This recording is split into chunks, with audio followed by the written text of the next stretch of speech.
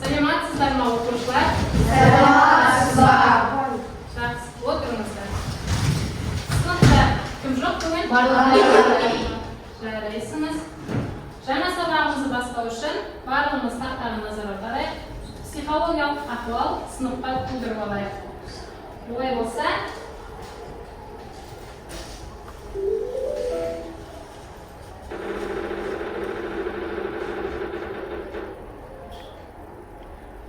жақсы. Адия. Бүгінгі күніне сәттілік. Жарайсың, рахмет.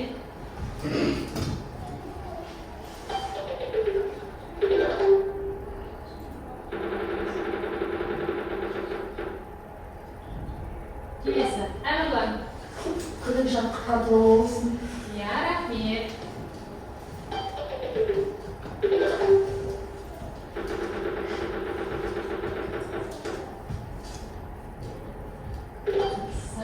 Дильназ. Қазір күндеп жүр. Иә, рахмет.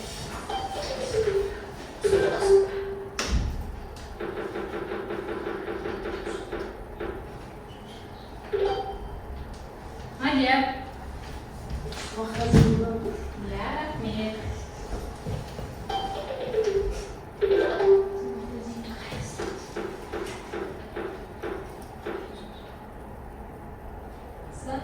Айзере. Күнде жақап жүр. Иә, рахмет. Жақсы. Олай болса, оқушылар, ары қарай сабағымызды жалғастырайық. Бірінші сабағымызды жалғастыру үшін осы отырған оқушыларды топқа бөліп аламыз. Ол үшін Қазынас платформасы арқылы сіздерді екі топқа бөлемін. Жақсы. Оқушылар, осылай екі топқа бөлінді. Қазір бірінші топ вирус, екінші топ антивирус тобына отырамыз. Бірінші топта Адия, Айзере, Әмірлан, Дильназ, Айлана.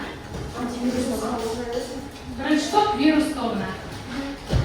Екінші топ антивирус тобына Алиясқар, Арай, Бексатқан, Кәусар, Мадия.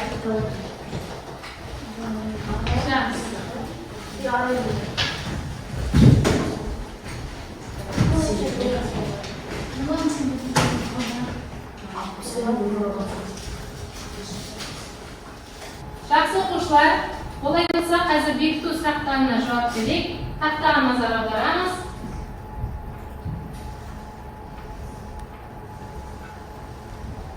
Бірінші сұрақ. Желдер топологиясының неше түрі бар? Адия. 4 түрі бар. Жақсы. Өте жақсы, жарайсың. Екінші сұраққа жауап береміз. Желдер таралу ерекшелігіне қарай неше түрге бөлінеді? Жақсы. Айлана. 4 түрі бар. Желдер таралу ерекшелігіне қарай 4 түрі бар. Жарайсыңдар. Өте жақсы.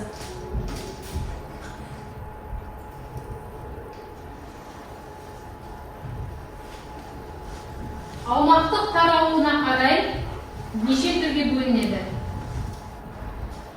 Жақсы. Айлана. Аймақтық желі. Аймақтық желі. Аймақтық желі. Жақсы. Өте жақсы. Дұрыс. Келесі сұрақ.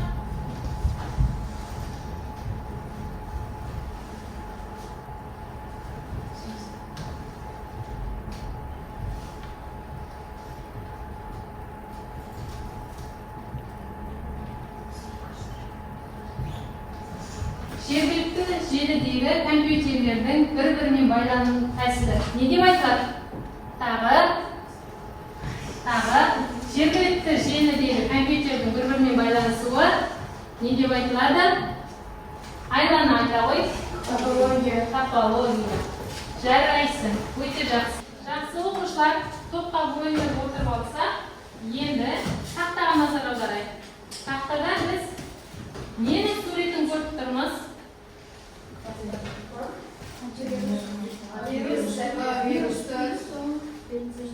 Кім айтады? Әмірлан айта ғой. Бірінші суретте вирустарды тазалау жолдары, яғни антивирустардың суреттері. Ал екінші суретте антивирустардың Адамның суреттері үшінші Virus. Жақсы, өте дұрыс, жарайсың. Олай болса, біздің ендігі тақырыбымыз не деп ойлаймыз? Олар антивирустық қауіпсіздік. Жақсы, күннің жатын жазып, дәптерімізге тақырыбымызды жазамыз.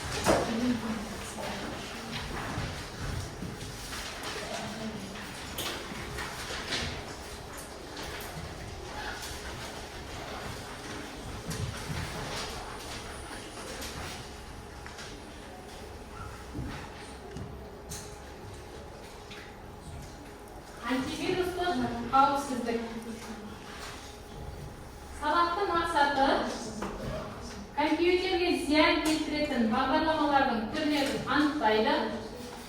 Антивирустық бағдарламалардың қызметін түсінеді. Компьютерді зиянды бағдарламалардан қорғау тәсілдерін анықтай алады. Негізі біздің бүгінгі сабағымыздың мақсаты осы. Жақсы, барлығымыз тақырып жазып па? Жарайды. Олай болса, тақтаға назар аударайық. Жаңа сабақпен танысып алайық.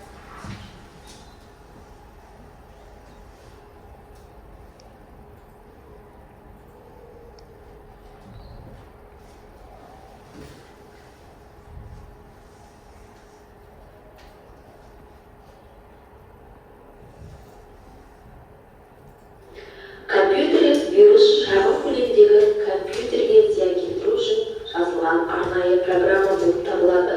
Вирустық программа өздігінен басқа программалардың алдына немесе соңына жазылып, өз жұмысын, яғни компьютердегі программалардың файлдарды білдіруге кіріседі. Ең бірінші басында вирустың файлға, папкаға, жалпы оперативкаға келіп түскендігін біз байқамаймыз. Бірден келе ол өзінің орын алғаннан кейін жайлап файлдарды құртып бастайды. Біршама уақыт өткеннен кейін вирус жұққан компьютерлердегі ауытқуларды байқайтын боламыз. Олар мынандай мысалы экранға белгісіз деректер, символдар, тағы басқа шығады. Файлдардың ашылмай қалуы жиілейді. Компьютердің жылдамдығы төмендейді. Кейбір программалар өз жұмысын тоқтатады. Экранда кенеттен әртүрлі бейне және дыбыстық эффекттер өздігінен пайда бола бастайды. Қазіргі компьютерлік вирустар негізінен екі топқа бөлінеді. Олар резиденттік және резиденттік емес. Резиденттік вирустар деп отырғанымыз компьютер жадында тұрақты сақталатын вирустар, ал резиденттік емес вирустар олар компьютер жадында тұрақты сақталмайды. Екі айтылған вирустарда компьютер, яғни файл өз жұмысын бастаған кезде вирустар да өз жұмысын бастайтын болады. Бірақ алғашқы кезде жаңа айтып өткеніміздей вирустарды келіп түскендігін біз ешқашан байқамаймыз. Вирустардың бәрі файлға жасырынып тұрады. Файл өз жұмысын бастаған кезде вирустар да өз жұмысын бастайтын болады. Қазіргі таңда компьютерлік вирустардың көптеген түрлері бар. Олар жұмыс жасау мақсатына, логикасына, көлеміне және жұмыс аймағына қарай бірнеше топқа жіктеледі. Біріншісі вирус қақпан. Бұл программалық, яғни үлкен көлемдегі программаларды түзету кезінде зиян келтіруге арналған арнайы вирустар болып табылады. Екіншісі логикалық формула.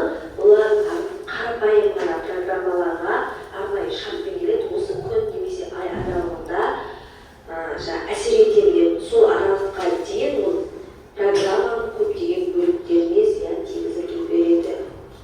Құрттар бұл бос жұмыс жасамай тұрған ресурстармен жұмыс жасайды, яғни тек қосылмай тұрған ресурстарға арнайы кіріп, оларды өзінен өзі жұмыс жасап кетуіне мәжбүр етеді. Мысалы, егер сіздің принтеріңіз қосылмай тұрған болса, оның қажетсіз мәліметтерді баспаға шығартады. Модемді де солай кез келген елге Wi-Fi шашуға мүмкіндік беріп тұрады, яғни қажетсіз нәрселерді орынсыз орындайды.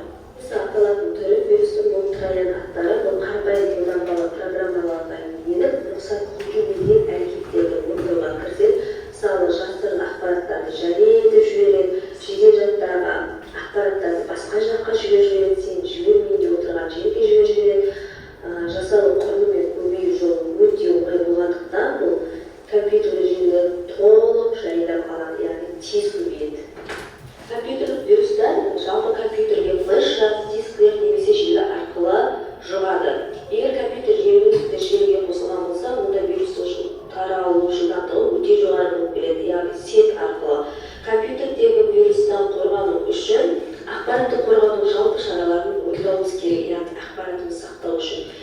Денесini зақымданудан сақтау керекпіз. Дұрыс жұмыс істемейтін программаларды қолданбауымыз қажет.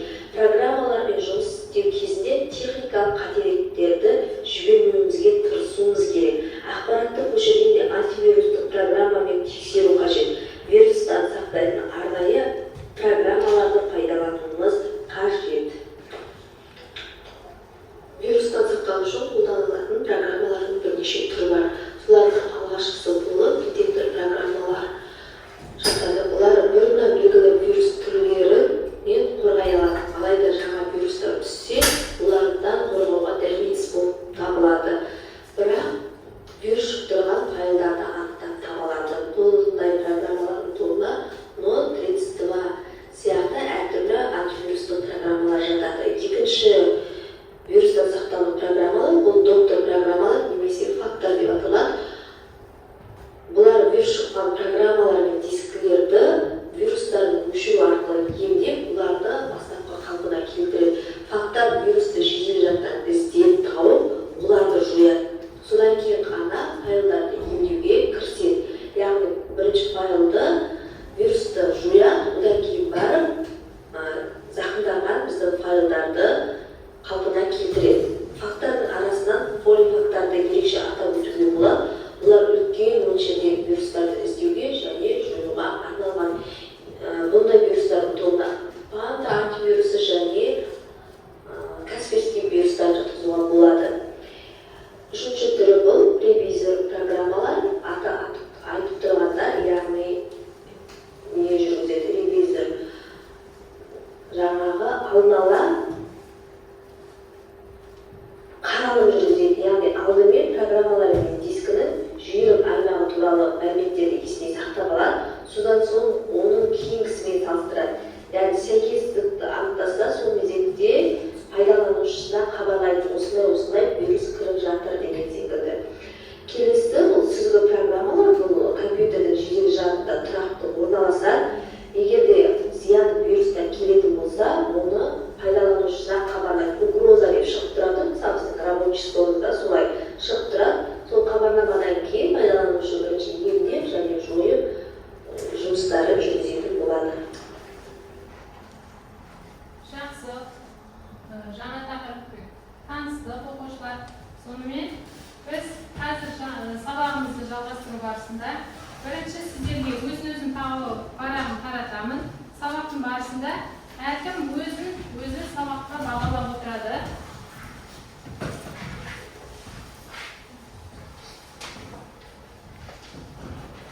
Аты жөнімізді жазып қоямыз. Сосын тапсырмалар бойынша өзімізді бағалап отырамыз.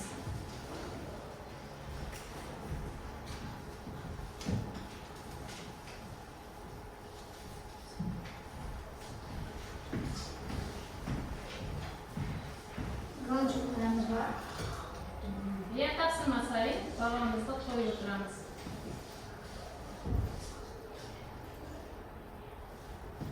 Енді қазір топтық жұмыс беріледі. Алдарыңызға топтық жұмыста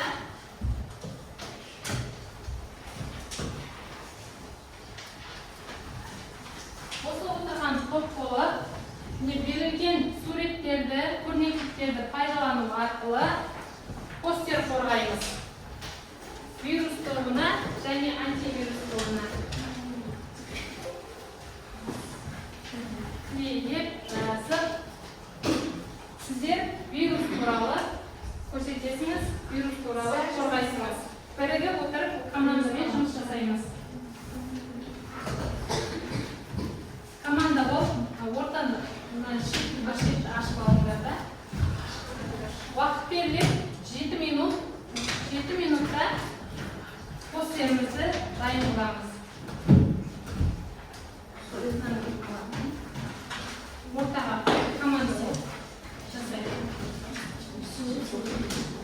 Антивирус туралы көрнекіліктерді пайдалану арқылы постер қорғайсыңыз. Кітаптарыңды ашып, кітаптардан қарап жазыңыз.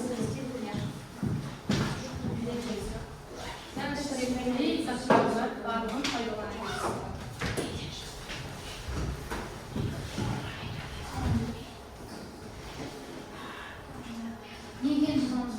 Ya антивирус деген не бұл? Антивирустың қандай программалары бар, қандай қорғайтын түрлері бар, сол туралы толық жазып көрсетеміз. Сіздер вирус туралы жазасыңыз.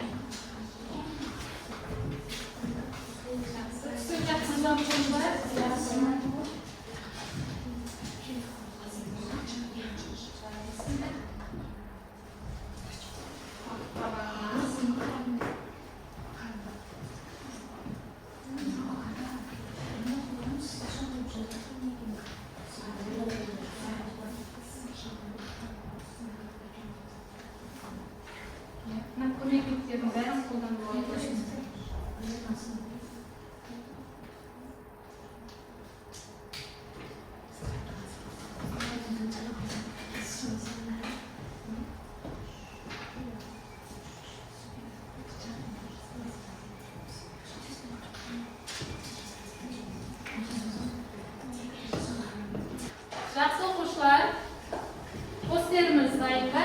Иә. Жақсы, вирус тобынан бастайық, онда ортаға шыға қойыңыз. Екінші топ антивирус тобы тақтада оқушыларды тыңдайды. Компьютерлік вирусты шағын көлемдегі компьютерде сақталатын арнайы программалар. Компьютерлік вирусты жұққан ауытқулары бұл экранға белгісіз системалар шығады. Эффектілер компьютер қосылмауы мүмкін, кейбір файлдар ашылмауы мүмкін, компьютердің жылдамдығы түсуі мүмкін.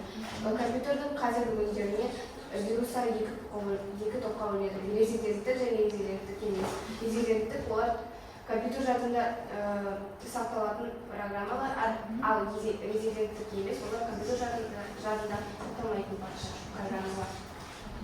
Вирустардың түрлері болады. Вирус қақпан адамның көмегімен тез әрі басқа программаларды басқа жаққа жібереді. Вирус кодтар өздері программаларды өздері жібереді және оларды тез кетіріп жойып жібереді. Трояндықтар бұлардың есімі гректен келген ежелгі гректердің, себебі бұрында соғыс кезінде трояндар ағаш жылқы жасаған. Сол кезде оны гректерге сыйға тартқан кезде оның ішінде жауынгерлер болып гректерді жаулап алған болатын.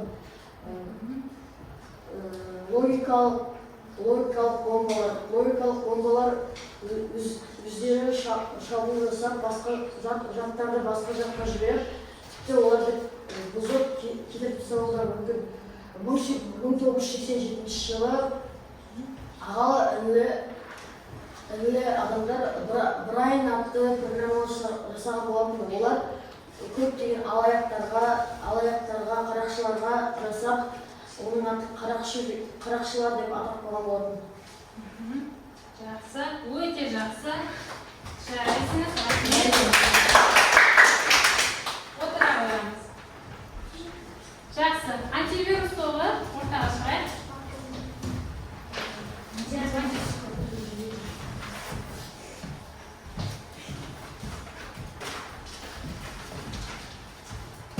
Детектор программалары бұрыннан белгілі вирустардан қорғай алады. Ал жаңадан компьютерге кірген вирустарға қарсы дәрменсіз, яғни жаңадан кірген вирустардан компьютерді қорғай алмайды. Доктор программасы вирустарды жойып, оларды емдейді. Жақсы, Мадияр. Ревизор программалары бұл дегеніміз компьютердегі түрлі мәліметтерді есте сақтап кейінгілермен салыстырады. Ал келесі сүзгі программалар дегеніміз компьютердегі жедел жадында орналасады. Жақсы. Сонымен антивирустың қандай түрлерін айтып өттік? Детектор программасын, доктор программасын, және ревизор программасын, және сүзгі Жақсы. Жарайсыңдар, өте жақсы. Отыра қоямыз.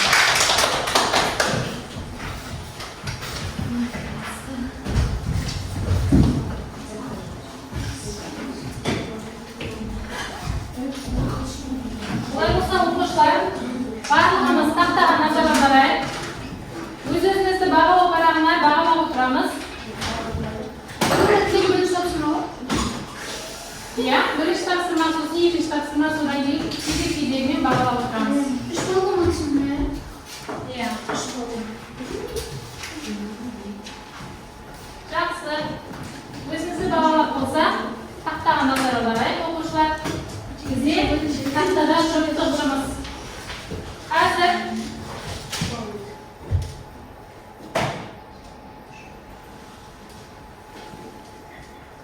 берілген тапсырманы мұқият тыңдап алайық. Содан кейін қалады. Сәлеметсіздер ме, оқушылар? Бүгін біз Айбектің оқиғасын талқылаймыз. Ол интернеттен ойын жүктеп алғанда компьютері зиянды код бар екенін ескерген. Бірақ Айбек оған мән бермей ойынды ашқан. Келесі күні оның кейбір файлдары ашылмай қалған, ал антивирус бағдарламасы күшті тұрған.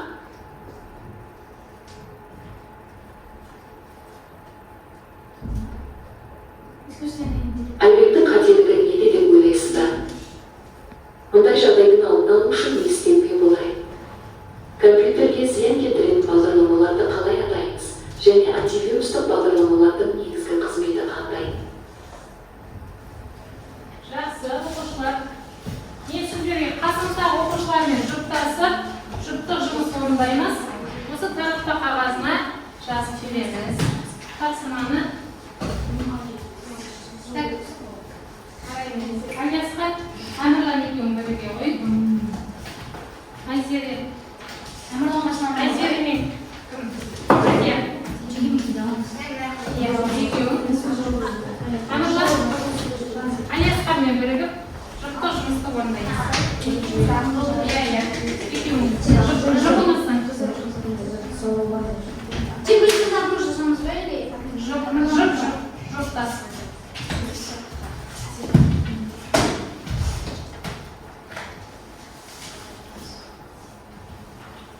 Бұл жерде тапсырма беріліпті және сұрақтар берілген. Осы сұрақтарды жауап беріп, дескрипторына қарай отырып, өзіңізді бағалайсыңыздар. Жауабын жазамыз. Бірінші және екінші сұрақтар бойынша. Астында жол бар, сол жолға жазып шығамыз.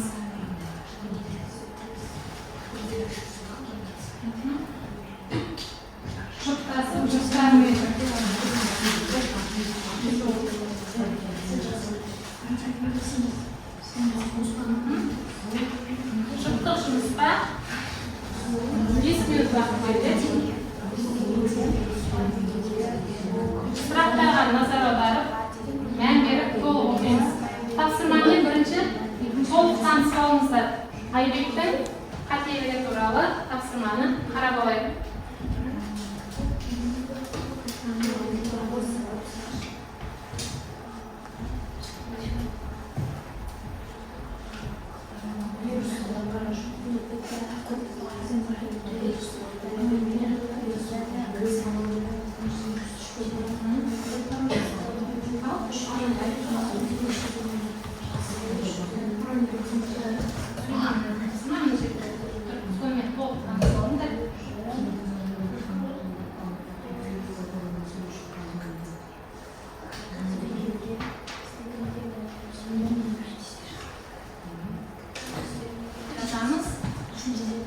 Tabağınamız oquvchilar.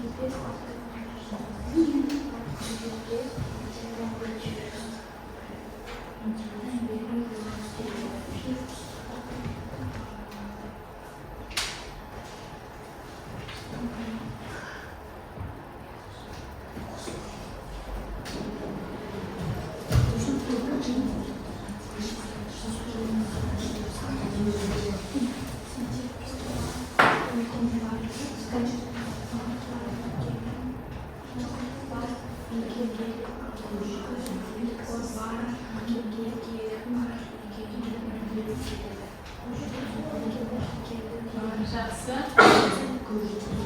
Астынан орындап болып қалып па?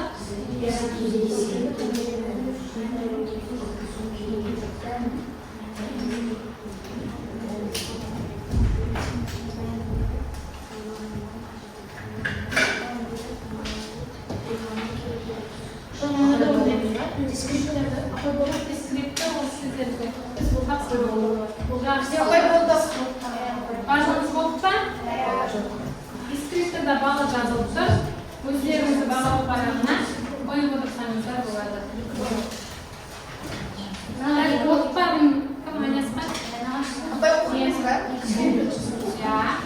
Жақсы. Айселе? Жұптық жұмысқа қайта қой. Aybek'in qat'iyligi бағдарламада зиянды код дегенге мән Иә, сосы. Aybek бағдарламада зиянды код екенді мән беріп болады.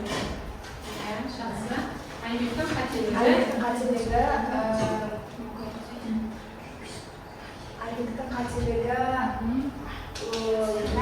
kodқа мән береді. Иә. Қабыл келіп тұрған хабарламаға мән береді. Жақсы. Жарайсың. Өте жақсы. Барлығымыз орындап болып па жұптық жұмысты? Жарайсыңдар.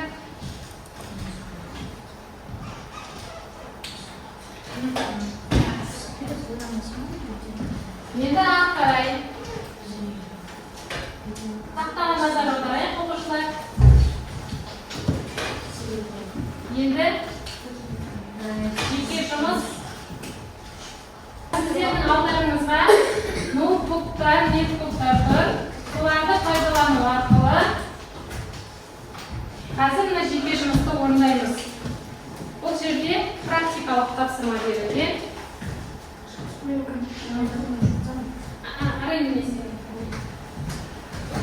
Барлығымыз ноутбугымызды қосайық.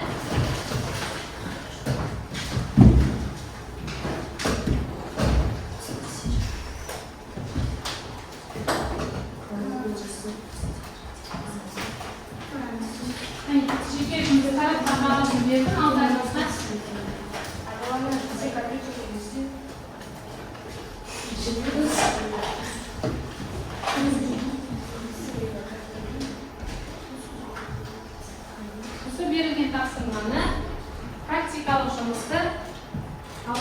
ноутбуктарымызда орындаймыз.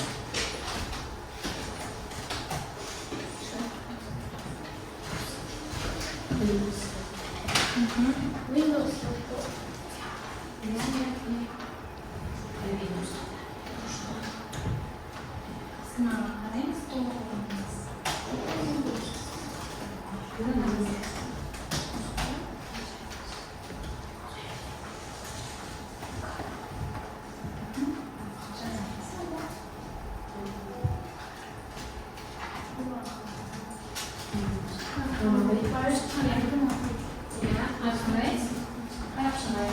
Қандай антивирус компьютерімізде орнатылған екенін анықтайық. Қазір әмірлі болды. Басқаларымыз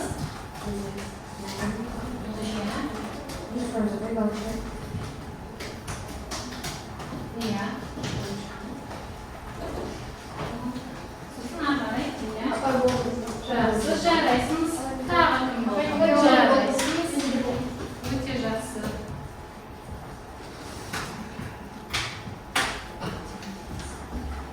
Жақсы.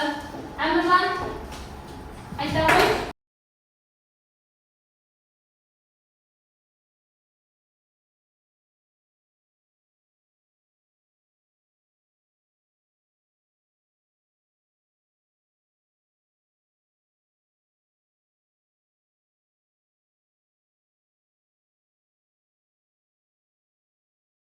Тағы кім орындап болды жеке жұмысты? Жарайсың. Арай айта ғой. Менде де ағас Антивирус программасы орнатылған екен. Жақсы, Айлана. Менде де дәрісінде ағас антивирус. Жақсы, өте жақсы, жарайсыңыз. Тамаша. Ары қарай сабағымызды жалғастырсақ, оқушылар, енді сіздерге тақтаға назар аударсақ, бекіту тапсырмасы берілген екен. Осы тапсырманы тақтадағы QR код арқылы сканерлеп, барлығымыз тапсырманы орындаймыз. Барлығымыз телефонымызды алайық, камерасын ашып, QR кодты сканерлейік.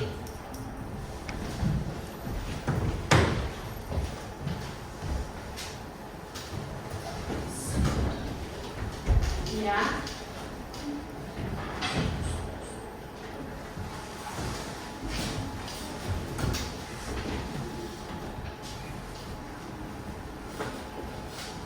QR кодты барлығымыз сканерледік пе? Иә.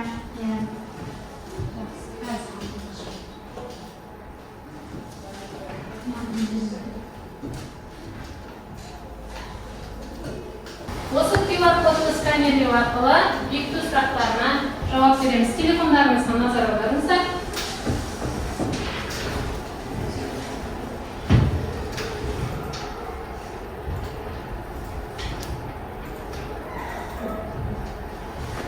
Қосылдық па барлығымыз? Аха. Жақсы. Ашылды ма барлығымызда?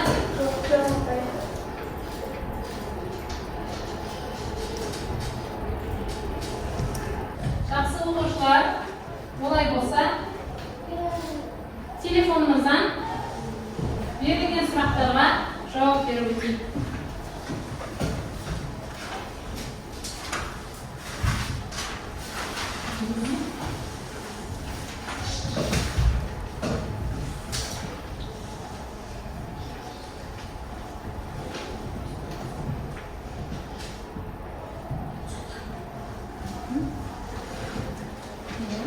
Сұрақтар түсінікті болып жатыр ма оқушылар?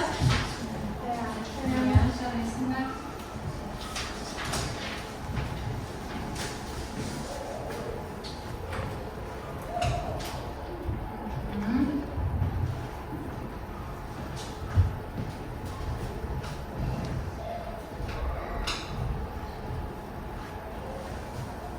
Жақсы.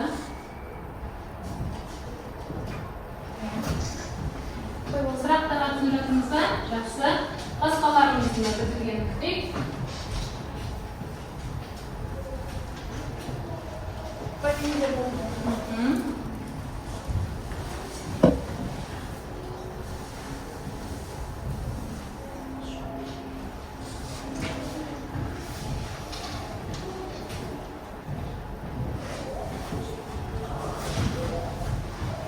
Жақсы. Оқушылар тест тапсырып болғаннан кейін қазір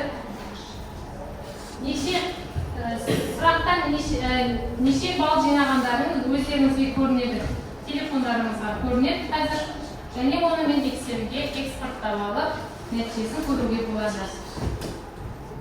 Так, кім ал? Аяқтайық тест оқушылар.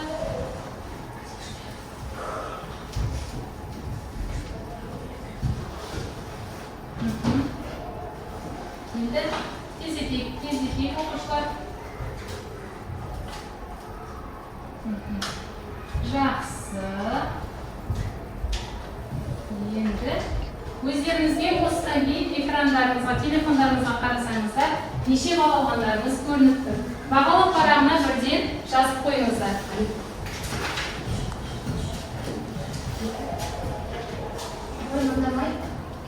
Иә, үшінші тапсырма берінде бағалау парағына алған балыңызды жазып қойыңыз.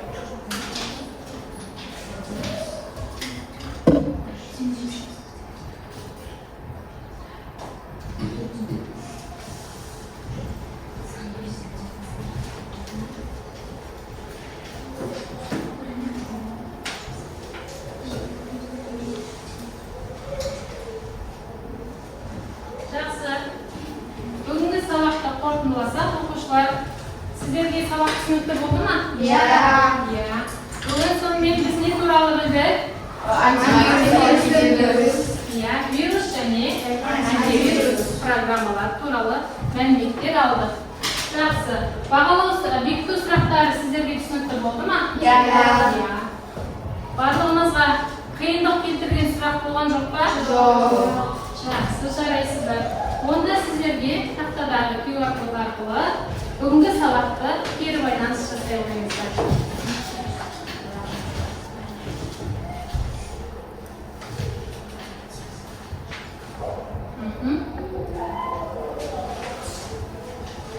Енді бағалау парақтарыңызды маған жинап бере қойыңыздар. Барлық балыңызды жазып қойдыңыздар ма? Иә, барлық балды жазып қойып. Үш тапсырма бойынша бағамызды жазайық. Жақсы.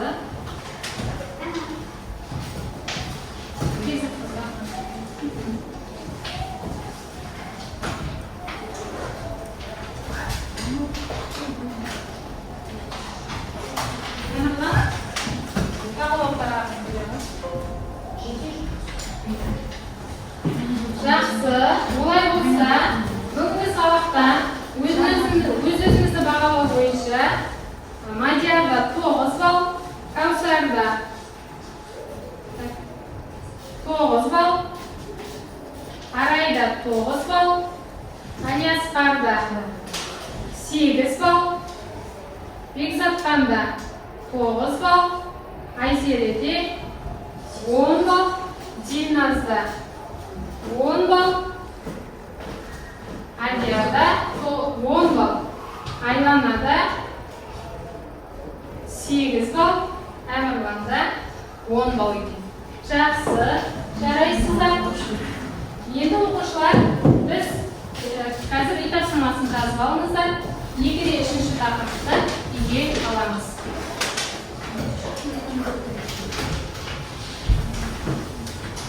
Жазып алайық барлығымыз.